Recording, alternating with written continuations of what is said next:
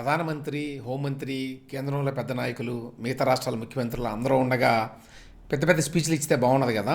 ఆయన టైం కూడా బహుశా లిమిటెడ్గా ఉండి ఉంటుంది ప్రధానికి. ఆ నేపథ్యంలో ఇక్కడ ఉపన్యాసం ఏమీ పెట్టలేదు చంద్రబాబు నాయుడు గారిది. యాక్చువల్గా ఉపన్యాసం కూడా తయారైంది అనే విషయం తెలుసు నాకు.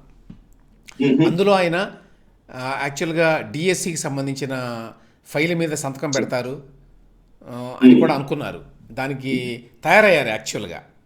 ఆ డిఎస్సి సంబంధించింది ఒకటి, అన్నా క్యాంటీన్లకు సంబంధించి మరొకటి, ఆ తర్వాత ల్యాండ్ టైటిలింగ్ యాక్ట్ రద్దుకు సంబంధించి ఒకటి, ఇట్లాంటివి కొన్ని ఫైల్స్ మీద సంతకాలు పెడతారు అని అనుకున్నారు. కానీ అవేమీ జరగలేదు. ఎందుకంటే అక్కడ ప్రాక్టికల్ ప్రాబ్లమ్స్ అన్నమాట. అయితే నేను అనుకుంటాను రేపో ఎల్లుండో ప్రకటిస్తారు ఇవన్నీ కూడా, అందులో సందేహం లేదు. ఇక్కడ పాయింట్ ఏమిటంటే గతంలో లాగా ఓవర్ ఎక్స్పెక్టేషన్స్ పెట్టుకోవద్దు అనేది ఒక భావన ఉంది తెలుగుదేశం పార్టీలో.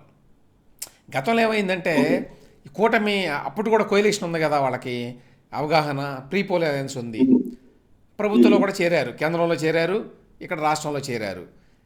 అయితే దానివల్ల ఏమైందంటే ప్రత్యేక హోదా అని, రైల్వే జోన్ అని, ఇంకా ఏదో భారీ ఎత్తున నిధులని, ఇట్లా చాలా ఎక్స్పెక్టేషన్స్ ఎక్కువగా ఉన్నాయి అప్పుడు. అవి చాలా వరకు ఫుల్ఫిల్ కాలేదు. దానివల్ల చంద్రబాబు నాయుడు గారు ఇబ్బంది పడ్డాడు. ఆ తర్వాత ఆయన ఆ కారణం చేత బయటకు వచ్చాడు బీజేపీ నుంచి. దానివల్ల బీజేపీ వాళ్ళకి కష్టం అనిపించింది టీడీపీతో వ్యవహారం చేయటం. ఈ విధంగా ఇరువురికి గతంలో నష్టం జరిగింది కాబట్టి పొలిటికల్గా ఈసారి బహుశా అందరూ జాగ్రత్తగా ఉంటున్నారు ఒకటి. అందువల్ల మీరు ఎటువంటి స్టేట్మెంట్స్ చూడాల, అది చేస్తాం ఇది చేస్తాం అనేవి.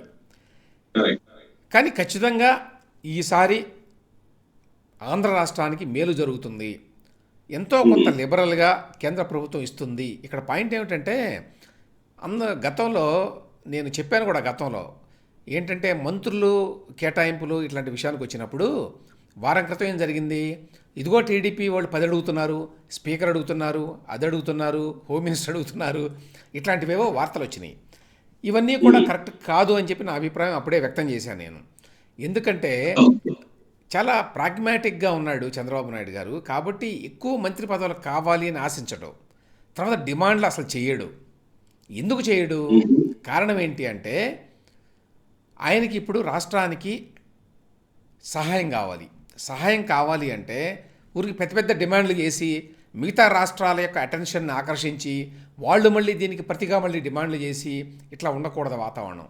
అందువల్ల ఒక అవగాహనతోటి మాట్లాడుకొని బీజేపీతోటి కొన్ని ప్రత్యేకమైన నిధులు తెచ్చుకోవటం, కొంత సాయాన్ని పొందటం రకరకాలుగా కేంద్ర ప్రభుత్వం నుంచి, అది ఉద్దేశం. ఇన్ని క్యాబినెట్ భర్తలు కావాలి అని అడగలేదు చంద్రబాబు నాయుడు. ఆ తర్వాత ఇచ్చిన మంత్రులకి ఫలానా శాఖలే ఇవ్వాలి అని కూడా అడగలేదు. ఫస్ట్ పాయింట్ అది. సెకండ్ పాయింట్ ఎందుకు అడగలేదు అనే చెప్తున్నాను నేను. ఎందుకు అడగలేదు అంటే కేంద్రంలో మంత్రి పదవుల కంటే రాష్ట్రానికి మనం బెనిఫిట్ తెచ్చుకోవటం మేలు అనేటువంటి ఉద్దేశంతో ఆ పని చేశారు. నంబర్ 1. రెండవది ఏంటంటే మంత్రి పదవులు సివిల్ ఏవియేషన్ మరొకట అనేది పెద్ద ఇంపార్టెంట్ కాదు. ఒక క్యాబినెట్ మంత్రికి తప్ప సహాయ మంత్రులకి స్వతంత్రంగా నిర్ణయాలు తీసుకునేటువంటి అధికారం ఉండదు. ఆంధ్రప్రదేశ్కి సంబంధించి ఓన్లీ రామ్మోహన్ నాయుడు ఒక్కడే క్యాబినెట్ శాఖ మంత్రి, మిగతా ఇద్దరు సహాయ మంత్రులు, వాళ్ళపైన సీనియర్లు ఉంటారు, వాళ్ళు చెప్పినట్టే వినాలి. కాబట్టి వాటికి అంత ప్రాధాన్యత ఉందని నేను అనుకోను. ఒకటి. రెండవది ఏంటంటే ఏ మంత్రి పదవి ఇచ్చినా కూడా ఇక్కడ ఆ మంత్రి పదవికి లేక ఆ పోర్ట్ఫోలియోకి ఏమైనా ప్రాధాన్యత ఉందా లేదనేది పెద్ద ఇంపార్టెంట్ కాదు.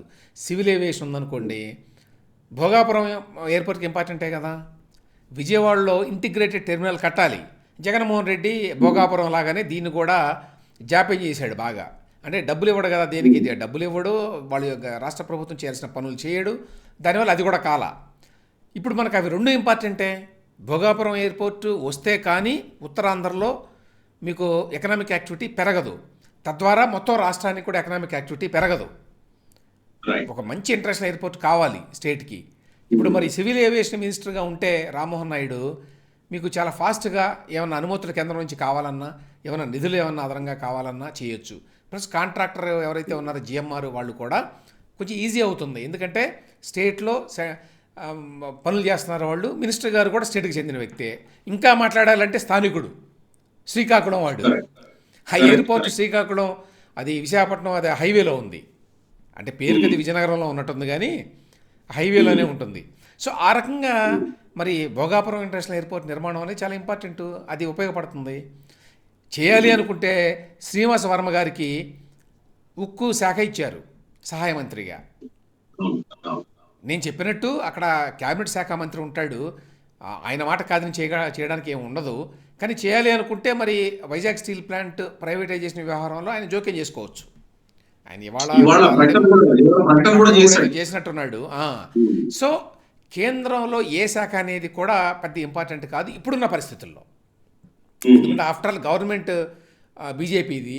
బీజేపీకి చాలా నంబర్స్ ఉన్నాయి. వాళ్ళేమి గతంలో కాంగ్రెస్ ప్రభుత్వం లాగా చాలా తక్కువ నెంబర్స్ కాదు వాళ్ళవి. ఇక్కడ గ్రహించాలి ఒకటి మనం. బీజేపీకి 240 మంది ఉన్నారు ఎంపీలు. వాళ్ళకేదో 150 170 ఉంటే అది వేరే విషయం. కాబట్టి వాళ్ళు చాలా అసర్టివ్గానే ఉంటారు కేంద్ర ప్రభుత్వంలో.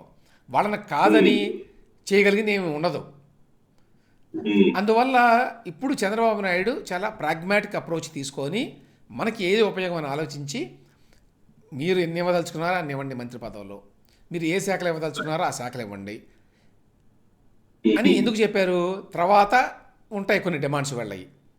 ఏదో అమరావతికి సాయం కావాలి, పోలవరానికి సాయం కావాలి, రకరకాల శాఖల కింద రకరకాల స్కీముల కింద కేంద్ర ప్రభుత్వంలో చాలా నిధులు ఉన్నాయి. మరి ఆ నిధులు తెచ్చుకోవడానికి అవకాశం ఉంటుంది. ఉదాహరణకి రూరల్ డెవలప్మెంట్, పెమ్మసాని చంద్రశేఖర్కి సహాయ మంత్రి పదవి ఇచ్చారు. అందులో రూరల్ డెవలప్మెంట్లో మీకు వేల కోట్ల రూపాయలు ఉన్నాయి నిధులు. గత ప్రభుత్వంలో కూడా తెచ్చుకున్నారు. యాక్చువల్గా లోకేష్ ఇక్కడ మీకు పంచాయతీరాజు రూరల్ డెవలప్మెంట్ మంత్రిగా ఉండి గ్రామీణ ప్రాంతాల్లో సీసీ రోడ్లు వేయడానికి భారీ ఎత్తున నిధులు తెచ్చుకున్నాడు పిఎం సడక్ యోజన కింద. సో ఆ రకంగా చేయాలి అనుకుంటే చేయొచ్చు. ఒక తేడా ఏమిటి పోయిన ప్రభుత్వానికి ఇప్పటి ప్రభుత్వానికి, 2014-19కి ఇప్పుడు 24కి తేడా ఏమిటంటే అప్పుడు కొంచెం డిమాండ్ చేసే ధోరణిలోనే వ్యవహరించారు టీడీపీ చంద్రబాబు నాయుడు గారు. ఇప్పుడు అది లేదు. ఇప్పుడు కలుపుకొని వెళ్ళాలి, ఇప్పుడు మంచితనంతో సాధించాలి. అందువల్ల ఎటువంటి డిమాండ్లు పెట్టకుండా సాధ్యమైనంత వరకు మనకు కావాల్సినవి తెచ్చుకోవాలి, రాష్ట్రానికి అండగా ఉండేట్టుగా నరేంద్ర మోదీ అమిత్ షా గారిని మార్చాలి అనేటువంటి ప్రయత్నం కనిపిస్తుంది మనకు మొత్తం వ్యవహారంలో.